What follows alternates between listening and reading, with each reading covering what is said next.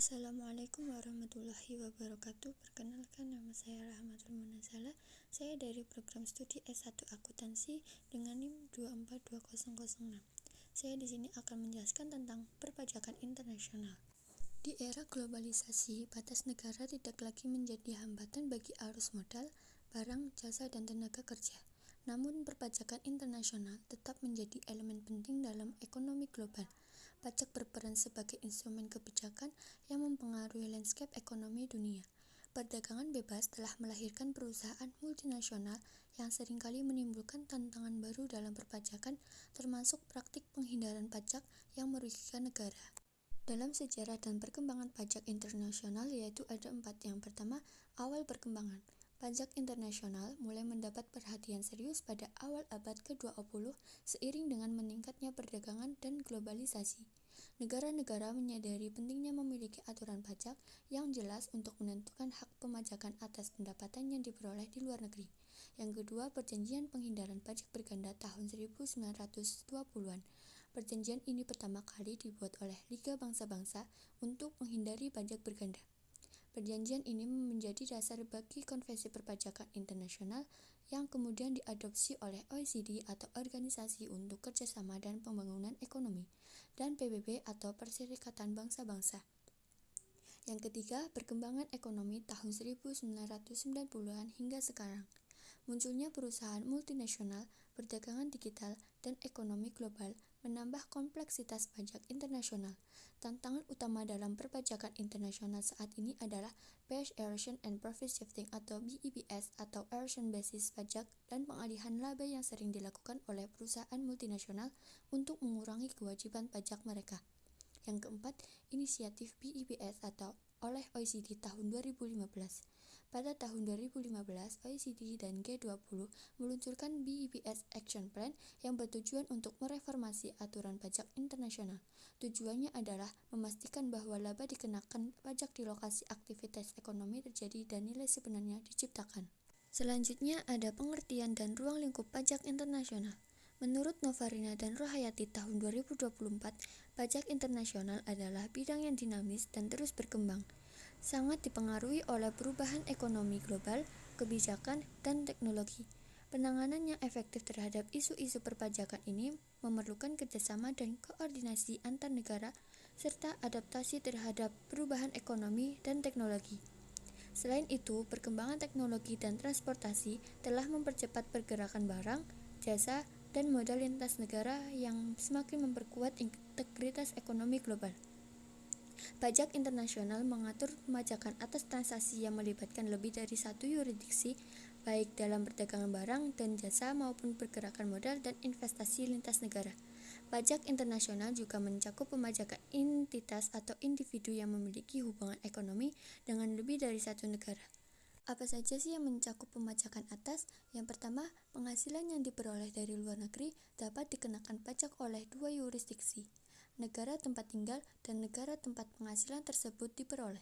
Dalam sistem perpajakan internasional ada dua metode utama yang digunakan untuk menangani pajak atas penghasilan luar negeri. Yang pertama, metode pengkreditan pajak atau tax credit method. Yang kedua, metode pembebasan pajak atau tax exemption method. Contoh penghasilan dari luar negeri.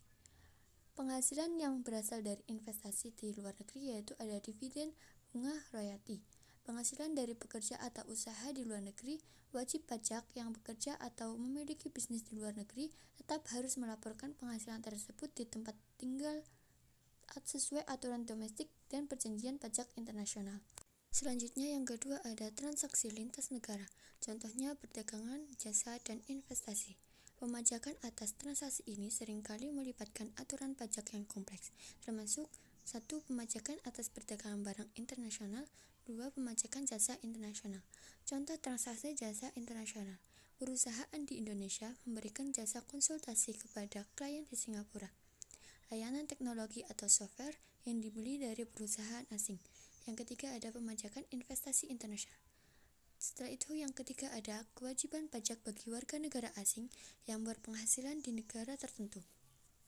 Warga negara asing yang memperoleh penghasilan di suatu negara atau non-resident taxpayer juga memiliki kewajiban pajak di negara tempat penghasilan tersebut diperoleh, meskipun mereka tidak berdomisili di negara tersebut. Pemajakan atas penghasilan warga negara asing biasanya diatur dengan cara sebagai berikut. Yang pertama ada withholding tax. Contohnya, seorang konsultan asing memberikan jasa kepada perusahaan di Indonesia. Indonesia dapat memotong pajak penghasilan atas pembayaran tersebut. Misalnya 20% sesuai tarif yang ditetapkan dalam undang-undang atau P3B. Yang kedua, Permanent Establishment atau PE. Untuk menentukan kewajiban pajak bagi warga negara asing, penting untuk membedakan antara resident taxpayer atau subjek pajak dalam negeri, non-resident taxpayer atau subjek pajak luar negeri. Dalam kasus-kasus tertentu, jika ada dua resident domisili ganda, di mana individu dianggap sebagai subjek pajak di dua negara, perjanjian penghindaran pajak berganda digunakan untuk menyelesaikan konflik. Selanjutnya ada pemajakan atas transaksi internasional. Penanaman modal asing meningkatkan pendapatan mata uang asing melalui ekspor tanpa menambah utang serta mengalihkan teknologi dari negara maju ke negara berkembang. Yang pertama ada pemajakan perdagangan internasional, yaitu ada ekspor dan impor. Yang kedua ada pajak atas jasa internasional. Pemajakan atas jasa yang diberikan oleh penyedia jasa asing kepada konsumen di negara lain, dengan memperhatikan peraturan perpajakan internasional seperti aturan mengenai Permanent Establishment atau PE atau bentuk usaha tetap. Yang ketiga ada pajak atas transaksi e-commerce dan digital economy. Pemajakan atas transaksi ekonomi digital termasuk layanan streaming, penyediaan software, dan transaksi e-commerce yang seringkali sulit diidentifikasi secara fisik. Yang keempat ada pemajakan perdagangan internasional. Pajak atas investasi asing dan keuntungan modal. Pemajakan atas keuntungan modal yang diperoleh oleh entitas atau individu asing yang berinvestasi di suatu negara, serta perbedaan perilaku pajak antar dividen, bunga, dan royalti yang diterima dari negara lain. Selanjutnya ada perjanjian penghindaran pajak berganda. Yang pertama ada manfaat P3B, yaitu ada menghindari pajak berganda yang merugikan wajib pajak, mendorong kerjasama ekonomi dan investasi lintas negara, mengurangi risiko penghindaran pajak dengan aturan yang jelas. Yang kedua ada elemen-elemen penting dalam P3B, yaitu ada pembagian hak pemajakan, metode penghindaran pajak berganda, ketentuan transfer pricing. Yang ketiga ada contoh kasus P3B, yaitu ada pembatasan tarif pajak atas dividen, bunga, dan royalti, definisi Permanent Establishment atau PE. Yang seterusnya ada kasus non-diskriminasi dan pertukaran informasi. Selanjutnya ada transfer pricing. Transfer pricing adalah konsep perpajakan yang mengacu pada penentuan harga atas transaksi barang, jasa, aset tak berwujud, atau instrumen keuangan antar entitas yang berelasi, biasanya dalam grup perusahaan yang sama.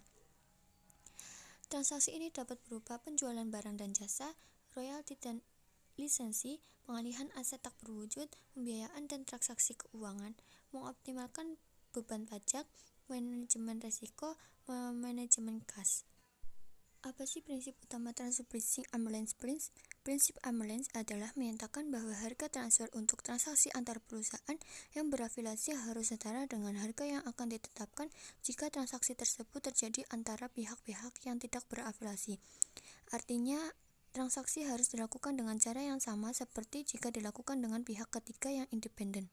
Selanjutnya ada metode penentuan transfer pricing, yaitu ada satu comparable and controlled price method, membandingkan harga transaksi yang dilakukan antar perusahaan afiliasi dengan harga transaksi serupa yang dilakukan antar pihak independen.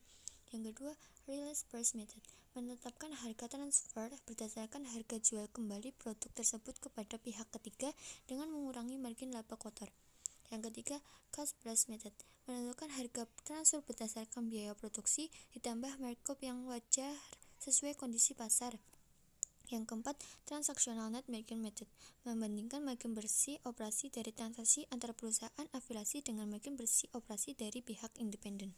Yang kelima ada profit split method, membagi laba gabungan antar perusahaan afiliasi berdasarkan kontribusi masing-masing entitas terhadap penciptaan laba tersebut. Setelah itu ada dokumentasi transfer pricing, yaitu ada Mr. File, Local File, Country by Country Report. Setelah itu ada peraturan transfer pricing di Indonesia. Yang pertama ada praktik penghindaran transfer pricing.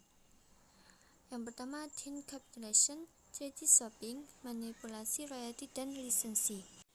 Selanjutnya ada strategi transfer pricing yang tepat. Yang pertama itu ada menerapkan kebijakan transfer pricing yang sesuai dengan prinsip arm's length. Yang kedua ada melakukan analisis transfer pricing secara teratur. Dan yang ketiga ada menyiapkan dokumentasi dan transparan yang memadai. Dan yang keempat menerapkan metode transfer pricing yang tepat sesuai dengan karakteristik transaksi. Kesimpulannya adalah perpajakan internasional merupakan aspek penting dalam perekonomian global, terutama dalam menghadapi tantangan arus modal, barang, jasa, dan tenaga kerja lintas negara.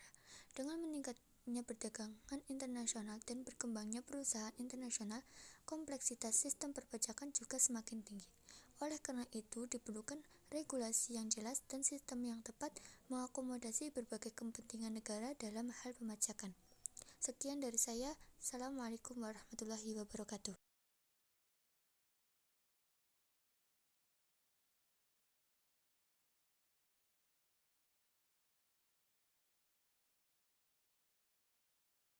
Kesimpulannya adalah perpajakan internasional merupakan aspek penting dalam perekonomian global, terutama dalam menghadapi tantangan arus modal, barang, jasa, dan tenaga kerja lintas negara. Dengan meningkatnya perdagangan internasional dan berkembangnya perusahaan multinasional, kompleksitas sistem perpajakan juga semakin tinggi. Oleh karena itu, diperlukan regulasi yang jelas dan sistem yang dapat mengakomodasi berbagai kepentingan negara dalam hal perpajakan. Sekian dari saya. Wassalamualaikum warahmatullahi wabarakatuh.